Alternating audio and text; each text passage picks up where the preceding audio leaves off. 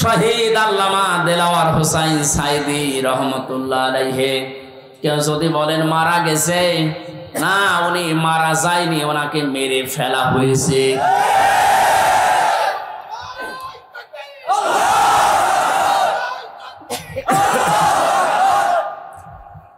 তিনটা বছরের ভেতরে আমার সাথে একদিন দেখা হয়েছিল জেলখানায়। উনি 1 নম্বরে, আমি 4 নম্বরে। বহু কথা ওই 10 মিনিটের ভেতর আমাকে শুনিয়েছিল। সব চাইতে আশ্চর্য, যেদিন ওনাকে হাসপাতালে নিয়ে আসার জন্য সই নিয়েছে, ওই দিন ওনাকে ধোঁকা দিয়ে বোকা বানিয়েছে জেলার আর সুপার। এখন যারা স্বীকার করছে, ওনাকে এটা জানিয়েছে যে আপনি মুক্ত হয়ে যাবেন। এদেশের নির্বাহী আদেশে যিনি দায়িত্বে আছেন, ওই সময় ছিলেন, তিনি নির্বাহী আদেশ দিয়ে আপনাকে মুক্ত করে দেবে। আপনি মুক্ত বাতাসে আবার কোরআনের কথা বলতে পারবেন। এ কথা বলার পরে সই নিয়ে ওখান থেকে বের করে প্রথমে গাজীপুরে নিয়ে যায়, ওই জায়গা থেকে নিয়ে যায় মেডিকেলে। ওখানে যাবার পর গাড়ি থেকে নামার সময় যে হাসিটা দেখেছিলেন আপনারা, আমরা তো জানি না, পরের দিন শুনলাম মারা গেছে। এখন ভিডিওতে দেখতে পাচ্ছি যে হাসিটা উনি দিয়েছিলেন, ওনার বিশ্বাস ছিল আমি আবার মুক্ত জীবনে কোরআনের কথা বলতে পারবো। কিন্তু ষড়যন্ত্র করে ওপরের নির্দেশে, বিশেষ করে এই ডাক্তার নামে কলঙ্ক। আল্লাহর পরে মানুষ যদি কাউকে বিশ্বাস করে থাকে, সেটার নাম ডাক্তার। আর এই কোরআনগার ডাক্তার মোস্তফা জামান, এখন আরো 2 জন আছে, এরা ভেতরে নিয়ে ইনজেকশন পুশ করে লোকটাকে দুনিয়া থেকে শহীদ করে দিল। অনেক যদি অসুস্থ হবে, আপনি বাস্তবতায় টের পান না। কোন মানুষকে ওইভাবে অসুস্থ অবস্থায় হাসতে কোনদিন আপনি দেখেছেন?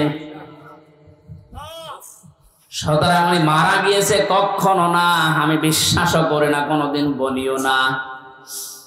উনি শাহাদতের মর্যাদা পেয়েছেন, কারণ সারা জীবন ওনার মোনাজাত ছিল আল্লাহুম্মা ইন্নী আসআলুকা শাহাদাতান ফি সাবিলিক। আল্লাহ, আমার সাধারণ ভাবে মরণ দিও না, মরণ দিলে তুমি শাহাদতের মরণ দিও। বহু মানুষকে হাসপাতালে আমি এই জেলখানার গেট দিয়ে বের হয়ে যেতে দেখেছি, জেলের ভেতরেই হয়তো মারা গেছে, কিন্তু নিয়ে যে প্রচার করে যে উনি মারা গেছে চিকিৎসাধীন অবস্থায়, অথচ জেলের ভেতরে মরে যায় অনেকে। এই জন্য আমার প্রতিদিনের তাহাজ্জুদের নামাজের দোয়া এইটাই ছিল, আল্লাহ তুমি আমাকে এইভাবে সাধারণ মরণ দিও না। আল্লাহুম্মা ইন্নী আসআলুকা শাহাদাতান ফি সাবিলিক ওয়াজআল মাউতি ফি বালাদি রাসূলিক। হযরত ওমর এই দোয়া করতেন। এই প্রথম টোকা আমি মাঝে মাঝে বলেছি, আল্লাহ তুমি যদি মরণ আমাকে দাও, তে শাহাদতের মরণ দিও। কোরআনের পাখির সারা জীবনের মোনাজাত ছিল এইটা, আল্লাহ তুমি আমাকে শাহাদতের মরণ দিও। এই জন্য উনি শাহাদতই পেয়েছেন। শাহাদত যারা বরণ করিয়েছে, তাদের শাহাদত এখন বরণ করানো লাগবে না। এরা তো আর শাহাদত পাবে না, কারণ জালেমদের ভাগ্যে আল্লাহ শাহাদতে শব্দ দেয়নি। আল্লাহু লা ইয়াহদিল কওমাজ জালিমিন। আল্লাহ পাক বলেন, জালেমদেরকে আমি আল্লাহ হেদায়েত দেই না, পথ দেখাই না। সুতরাং যারা জুলুম করে মানুষের জীবন নষ্ট করে দিয়েছেন, সে শাহাদতের মরণ পেয়ে জান্নাতের পাখি হয়ে উড়ে বেড়াচ্ছে, তা আপনি কি করলেন? আপনি তো হেদায়েত থেকে চিরবঞ্চিত হয়ে গেলেন। আজকে সাবেক অবৈধ আইন মন্ত্রী আনিসুল হকের বক্তব্য, আমি যা করেছি এতদিন সব করেছি হাসিনার কথা মতো। ঠেলা সামলাইবার শুধু এ না, এদেশে যত মানুষ অত্যাচার জুলুম নির্যাতন চালিয়েছে, প্রত্যেককে যদি রিমান্ডে আমার সাথে যা করেছে ওইটুকু করে, ও সব সত্য কথা বলবে। মাটির নিচে নিয়েছিল, মাটির নিচে নিয়ে চোখ বাঁধা কালো কাপড় দিয়ে, পেছনে হাত বাঁধা। পেছনে যদি এমনি হাত বাঁধে, হ্যান্ড কাপ, ওটা এমনিতে হাত কেটে যায়। পেছনে হাত দিয়ে যদি উপরের দিকে টান টান করে রাখে 11 ঘন্টা, আপনি বলেন সত্য বলেন আর মিথ্যা বলেন, যা বলবে বাবা সব ঠিক আছে। এই জন্য আমি এখন দাবি জানাই, আমার মুখ দিয়ে যারা এরকম উল্টা পাল্টা কথা, আমি তো বলি নাই একটা 11 ঘন্টা দাঁড় করানোর পরও আমি বলি নাই, 10 দিন রিমান্ডে আমি একটা কথাও না, আমি এগুলো করি নাই। আপনি আন্দাজে জোর করে বলাবেন। যে অবস্থায় আমাকে নিয়েছিল, আমার তো এখন মনে হচ্ছে ওই মানুষগুলোকে কাউন্টার টেররিজমে যে 4 সন্তানগুলো ছিল, আলেমদেরকে যারা সবচাইতে বেশি কষ্ট দিয়েছে, এই মনিরুল, এই হারুন, আসাদুজ্জামান, আব্দুল মান্নান, আতিকুর রহমান, নাম ধরেই বলছে এগুলো মানুষ নামে কলঙ্ক।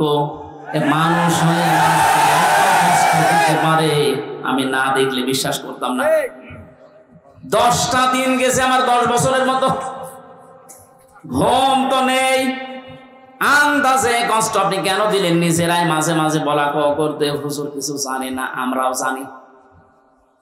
টিপ্পনি কাটতো, একে অন্যের সাথে হাসি তামাশা করতো। আমার নামাজ পর্যন্ত 4 ওয়াক্ত পড়তেই দেয়নি, জোহর, আসর, মাগরিব, আমি ইশারা করেছি, কারণ আমি জানি না এখন দিন না রাত। এখনো পর্যন্ত জালেমদের পক্ষে যারা সাফাই গাচ্ছেন, আমাদের কি দোষ আপনি নিতে পারছেন না? কোন দোষ যদি দেশের জালেমদের নাও থাকে, শুধুমাত্র আয়না ঘরের বিচার করলো আপনার ফাঁসি হবে। জানেন আয়না ঘর কি? ব্যারিস্টার আজমি, ব্যারিস্টার আমান আজমি, আপনি কি জবাব দেবেন তার মা বাবার কাছে, তার স্ত্রীর কাছে, তার ওই ছোট ছোট বাচ্চাদের কাছে কি জবাব দেবেন বলতে পারেন? পারবেন না। এরপরও আপনি মাইকে, এরপরও লাইভ করছেন যে আমার কি অপরাধ, আমি দেশ ত্যাগ করলাম, আমি তো এখনো খুঁজে পাই না। খুঁজে পাচ্ছেন না? কোন দোষ যদি আপনার না থাকে, সবচাইতে বড় দোষে আপনি আয়না ঘর বানিয়েছেন। এটার চাইতে মারাত্মক পৃথিবীতে কোন জুলুম আছে বলে আমি জানি না। একটা জীবিত মানুষকে এদিকে 1.5 হাত, এদিকে 1.5 হাত, ওর মাঝখানে পায়খানা। আমি যেখানে থাকতাম এর মাথার কাছে পায়খানা, এতটুকু জায়গায় 24 ঘন্টা। আর খাবার যা দেয় মনে হচ্ছে 2-3 দিন আগের খাবার, পচা খাবার। খেলে খান, তারা এক বাটির ভেতরে 4-5টা তরকারি দিয়ে দেয়, আবার ডাল দিয়ে দেয়, খান না খান, আপনি মরে যান, ওদের কোনো অসুবিধা নেই। কারণ কেউ জানে না তো পৃথিবীতে আছে কিনা। এমন জায়গায় এমন ভয়ঙ্কর, এমনিতেই মানুষ হার্ট ফেল করে মরে যাবে। এই জন্য যারা টপ টু বটন জড়িত এই জুলুমের সাথে, ওদের কোনো শাস্তি দেওয়ার দরকার নেই। শুধু এই ঘরের ভেতরে 10 দিন একটু আটকিয়ে রাখেন, এমনি মরে যাবে। আমাদের তাও সেনায় তো কোরআন ছিল, আমি কোরআন পড়তে পারতাম, ও শয়তানদের তো কোরআন নেই, ও এমনি টেনশন মরে যাবে। এখনো টের পাচ্ছেন আছে আমি কি করেছি, এত আমার উপর জনগণ এত খেপলো, আপনি টের পাচ্ছেন? জালেমরা জাহান্নামে যাবে, তার 1 নাম্বার কারণ এরা আল্লাহর মামলার আসামি। এটা আমি বানালাম। সূরা শুরার 42 নাম্বার আয়াতে আল্লাহ জানিয়ে দিয়েছেন, ইন্নামাস সাবিলু আলাল্লাযিনা ইউজলিমুনান নাস। অবশ্যই আমি আল্লাহ মামলা দেব তাদের বিরুদ্ধে যারা মানুষ হয়ে মানুষের উপরে জুলুম করছে। সুতরাং 15-17 বছর যারা জুলুম করেছে, আপনি হামজার মামলার আসামি না হলেও আপনি আল্লাহর মামলার আসামি। সাধারণ মানুষ মামলা দিয়েছে দরবেশ বাবার নামে, আনিসুল হকের নামে সাধারণ মানুষ মামলা দিয়েছে, এক গরিব মানুষ। তারপরেও ওই বাংলাদেশে হাজার হাজার লক্ষ উকিল থাকার পরেও এই লোকটার পক্ষে কোনো উকিল এখনো দাঁড়ায়নি। আর আপনি তো সাধারণ মানুষের মামলার আসামি না, আপনি সরাসরি আল্লাহর মামলার আসামি।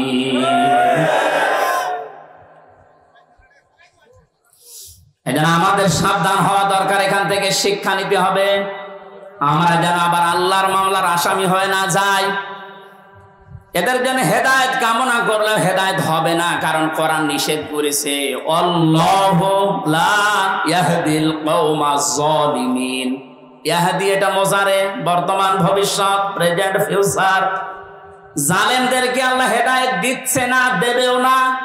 এখন যদি আল্লাহ জালেমদের হেদায়েত দেয় তাহলে কোরআন শরীফ মিথ্যা হয়ে যাবে না? এজন্য তো কপাল খারাপ, এর সাথে যারা জড়িত ছিল তাদেরও কপাল খারাপ।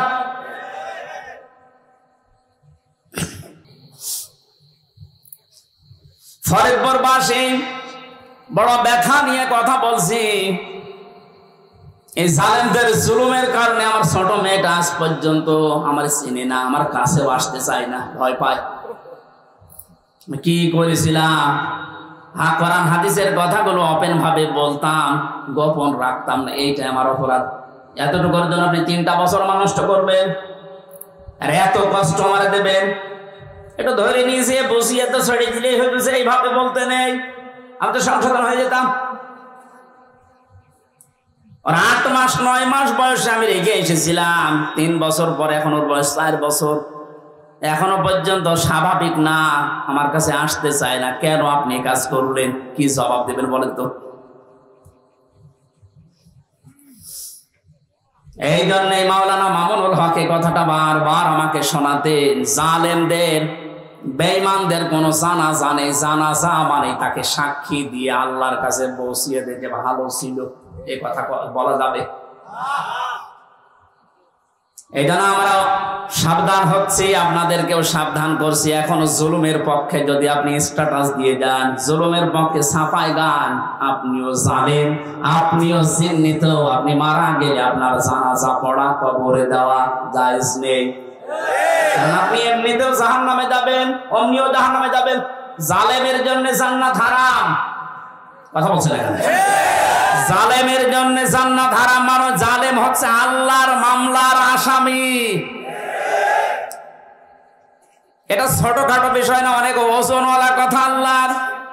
আমরা অনেকেই মনে করি আল্লাহ কি দেখে না, ব্যারিস্টার। আর মানে এই কষ্ট কি আল্লাহ দেখে নাই? হাওয়ালা তাহসাবান্নাল্লাহা গাফিলান আম্মা ইয়ামালুস সালিমুন ইন্নামা ইউআখিরুহুম লিয়াউমিন তাশখাসু ফীহিল আবসার। আল্লাহ পাক বলেন, হে নবী, আপনি কি মনে করেন যে জালেমদের সম্পর্কে আমি কোনো খোঁজ রাখি না? আমি সবচাইতে বেশি খবর রাখি জালেমদের ব্যাপারে। ওদেরকে আমি ছাড় দিয়েছি ওই দিন পর্যন্ত যেদিন চক্ষু উল্টিয়ে যাবে। আজ ঠিক তাই হচ্ছে। জালেমদের সাথে দেশের মানুষেরা এমন আচরণ করেছে, অনেকেই চোখ উল্টিয়া আটকে উঠছে। হইল কি?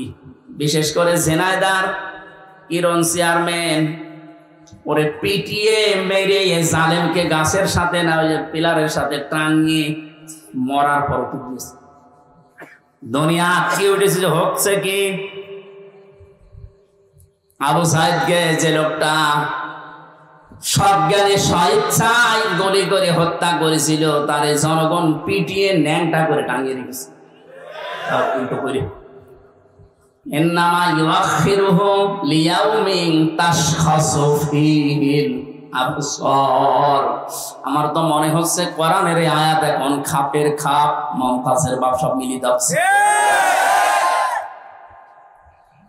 জালেমদেরকে আমি আর একটা স্মরণ করাচ্ছি। এখনো যারা জালেমদের পক্ষে কথা বলেন, যা জালেমদের পক্ষে যারা আছেন, তারা সাবধান হন। কোন জালেম যদি টার্গেট নাই কোন জায়গায় পৌঁছাতে, আমার আল্লাহ বলেন ওকে আমি ছাড় দিতে দিতে এমন জায়গায় পৌঁছাই, ওই সফলতা পাওয়ার আগে ওর তার আমি কেটে দেই। এটা তাফসীরে তাবারীর ভেতরে আছে, যদিও দুর্বল, তার জন্য শিক্ষার জন্য আমি বলছি। হযরতে হুদ আলাইহিস সালাম দাওয়াতি কাজ করছিলেন। সবচেয়ে বেশি বাধা তাকে দিয়েছিল ওই জামানায় যে লোকটার নাম আমরা শুনি জান্নাত বানিয়েছিল, সাদ্দাত। যখন হযরতে হুদ আলাইহিস সালাম দাওয়াত নিয়ে গেলেন, যে জান্নাতের কথা, জাহান্নামের কথা তাকে শোনালেন, আল্লাহর নাফরমান বান্দা, ডাক দিয়ে বলে, তুমি আল্লাহর নবী দাবি করো, তোমার আল্লাহর জান্নাত আমার লাগবে না, আমি নিজে জান্নাত বানাবো, তুমি শুধু জান্নাতের আইটেম গুলো বলো যে কি কি পাওয়া যাবে। হযরত হুদ নবীর কাছে সব শুনলেন যে স্বর্ণের ইট হবে, রূপার ইট হবে, বিশাল সাম্রাজ্য তার, যেখানে যত স্বর্ণ পাওয়া যায়, রূপা পাওয়া যায়, সবগুলো পেয়াদাদেরকে দিয়ে জোগাড় করেছে এক জায়গায়। 22,000 শ্রমিক কাজে লাগিয়েছে। 20 বছর ধরে ধরে জান্নাত মনের মতো করে বানাচ্ছে। হযরত হুদ আলাইহিস সালাম যা যা বলেছিলেন একেবারে ওইভাবে হুবহু বানানোর চেষ্টায় আছে। স্বর্ণের ইট তৈরি করার জন্য তো স্বর্ণ লাগবে, যেখানে যা পাওয়া যায় সব নিয়েছে। মুফাসসির লিখেছেন, আল্লাহর এক বান্দি বিধবা, বিয়ে হওয়ার পরে স্বামী মারা গেছে, মা বাবা নেই, এতিম। এই মেয়েটার স্বর্ণ ধরে যখন টান দিয়েছে, মেয়েটা তখন মাটিতে গড়াগড়ি দিয়ে কান্নাকাটি করেছিল যে আল্লাহ, আমি একেবারে নিঃস্ব মানুষ, আমার স্বামী নেই, মা বাবা নেই, আমার শেষ সম্বলটুকু কেড়ে নিয়ে যে জালেম তার স্বপ্ন পূরণ করার জন্য ইচ্ছা পোষণ করেছে, তার এই স্বপ্নের জান্নাতে তুমি তাকে পৌঁছাতে দিও না। এই দোয়াটা করেছিল ওই বিধবা, ওই মজলুম মহিলা। আল্লাহ রাব্বুল আলামিন বলেন, পৃথিবীতে 3 জনের দোয়া সঙ্গে সঙ্গে কবুল হয়ে যায়, কোনো পর্দা থাকে না, তার ভেতরে একজন মাজলুম। এই যদি সত্যি মন থেকে কিছু বলে, আল্লাহ পাক ওটা সঙ্গে সঙ্গে আরশে তুলে নেয়। এটার প্রমাণ হারুন। আমি রিমান্ডে থাকাকালীন জেলখানায় ছিলাম প্রথম 2 মাস ওই ছোট হুজুরের সাথে, যে রফিকুল ইসলাম মাদানী। আমার রাতের বেলা কেঁদে কেঁদে বলতো, রিমান্ডে নিয়ে আমার ওই যে কি ঢাকার হাতির জেল, তারা 12:30 1টার দিকে ওখানে নিয়ে গিয়ে সম্পূর্ণ উলঙ্গ করে আমার ছবি তুলে হাতের ভেতর সিগারেট লাগিয়ে বলতো, খান, আমরা ছবি তুলবো, এইটা ছেড়ে দিয়ে জনগণকে জানাবো যে হুজুরের 2 নাম্বার। আজকে দেখলাম বলছিল যে আমি ওই দিনই আল্লাহর কাছে ওই মাজলুম অবস্থায় আকাশের দিকে তাকিয়ে দোয়া করেছিলাম, মাবুদ, জীবনে যদি কিছুই তোমার দরবারে ভালো না লাগে, কবুল না হয়, আজকের যে দৃশ্য, আমার শরীরে এক টুকরা পোশাকও নেই, তুমি দেখতে পাচ্ছ। আমি একটা যুবক মানুষ, আমার অনেকে মনে করি ছোট মানুষ, পিস্কি মানুষ না, ওর বয়স এখন 27-30 বছর, কারণ ওই সময় ছিল 27 জেলখানায় 3 বছর, 30 বছর বয়স। 30 বছর বয়সের মানুষ কি ছোট? কথা বলে দোয়া করেছিল, মাবুদ, তুমি আমার এই দোয়াটা কবুল করো, মাজলুম অবস্থায় তুমি তো মোনাজাত ফেরত দাও না। এই হারুন, এই টিভি হারুনের কারণে আজ আমার এই অবস্থা। ও নাকি অর্ডার দিয়ে দিয়ে আমার এটা করাচ্ছে। জিজ্ঞাসা করেছে যে অফিসার করেছিল, এসআই স্যার, আপনি সত্যি করে বলেন তো, আমার যে হাল করলেন, এ না যে হাল অবস্থা, হারুন স্যার কি জানে? ওরা হাসি দিয়ে বলেছে, হারুন স্যার জানে মানে ওই করাচ্ছে। সঙ্গে সঙ্গে ওই সময় দোয়া করেছিল, মাবুদ, তুমি ওকেও আমার মতো এরকম কিছু দেখায়ও। দেখিয়েছেন আল্লাহ জনগণের সামনে, আমার আল্লাহ এই পৃথিবীতেই দেখিয়ে দিয়েছে কিভাবে লজ্জা স্থান মানুষকে দেখাচ্ছে এই শয়তান। আমার একজন দেখিয়ে বলছে, হুজুর এই দেখেন কারবার। আমি নাউজুবিল্লাহ আস্তাগফিরুল্লাহ, কি 3 ইঞ্চি। ও কয়েকদিন পরে স্ট্যাটাস দিয়েছিল, আমি বাইরে যেতে পারি না, বাইরে গেলে মানুষ বলে 3 ইঞ্চি। কি একটা অপমান! মাত্র কয়েক সেকেন্ডের ভিডিও পাস হয়ে ও সব হারিয়েছে। ওর কয়েক সেকেন্ড না, সারা জীবন যেদিন আল্লাহ ফাঁস করবে, এ জালেমের সেদিন কোন উপায় থাকবে? টাকলা মোরাদের মাত্র 6 মিনিট 8 সেকেন্ডে, এ কি ওর নাম? মাহিয়া, মাহিনা কি নাম, এই মহিলার সাথে একটা অডিও রেকর্ড ফাঁস হয়েছিল মাত্র 6 মিনিট 8 সেকেন্ডের। ও সব গেছে। আমার তো মনে হয় এই জালেমদের দরে যারা ছিল এই দেশে, ওদের সহযোগী ছাড়া, এদের হাজার হাজার ভিডিও অডিও রেকর্ড জমা হয়ে আছে। সাংবাদিক ইলিয়াস এখন মাঝে মাঝে ছাড়তেছে। আল্লাহ তার ফেরেশতাদের দিয়ে যেটা রেকর্ড করে রেখেছে অডিও ভিডিও, কিয়ামতের ময়দানে কোটি কোটি মানুষের সামনে গুলো আল্লাহ ছাড়বে।